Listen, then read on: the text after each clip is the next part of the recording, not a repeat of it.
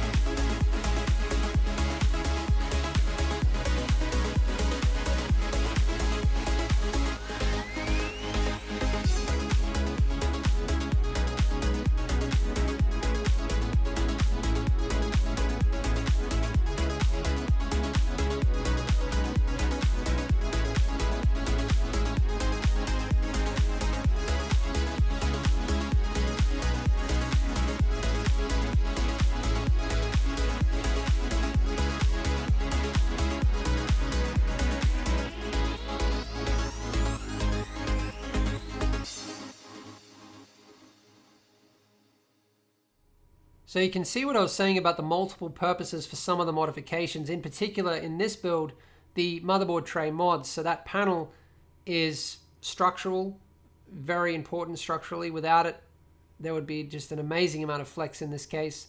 It's a cable shroud. It stops view from the front to the back of the build, because in the original stock piece, there are a lot of holes.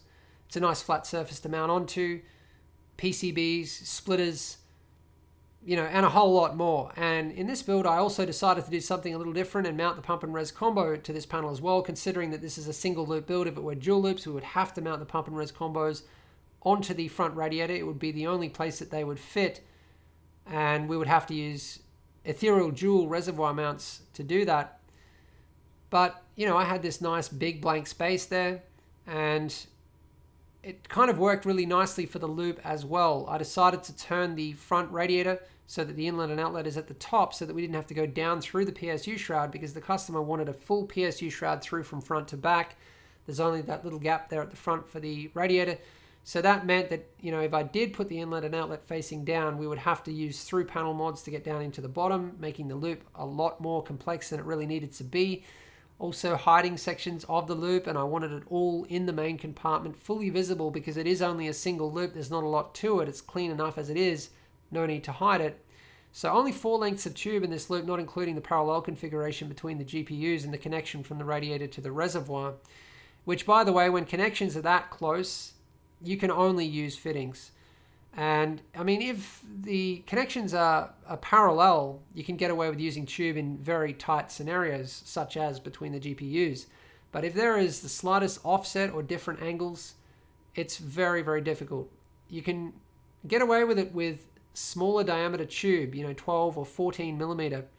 And I think if you're a little nervous about tube bending, you should probably go with a smaller diameter. I think 14 is the sweet spot because it still looks kind of balanced in most builds. I think, in full tower cases, it gets a bit small looking, but anything up to even a large mid tower, 14 looks quite balanced. And it is definitely a lot easier to bend. I mean, if you're just doing 90-degree bends, then 16 mil is fine. But if you're planning to do offsets, really tight sections, and you're nervous about it, then you can try a smaller diameter tube.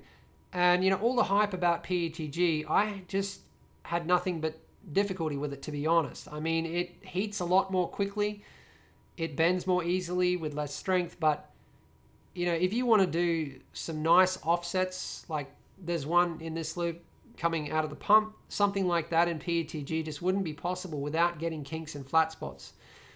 You tend to get kind of a line in the tube where it sharply bends, and it's just unavoidable. You can try to press it out with your fingers, but that is where harder tube really, really helps. It's a lot easier to bend. It takes maybe double the amount of time to heat, but in the end, your bends are going to look a lot nicer, and the harder tube also tends to have much better clarity. So the coolant that we're using in this build, Mayhem's X1, and the dye is Mayhem's Orange. We're also going to add some Silver Aurora. This is a fairly simple loop, and I think we're going to get away with using it for, well, honestly, I've become extremely confident with Mayhem's coolant because I have a lot of builds out there that are up to 8 years old with Mayhem's coolant in them, and no coolant changes and they're still running fine, which is just incredible. No corrosion, no discoloration of the tube. So pastel X1, dye, no dye, and it's all still going fine, which is really good to see.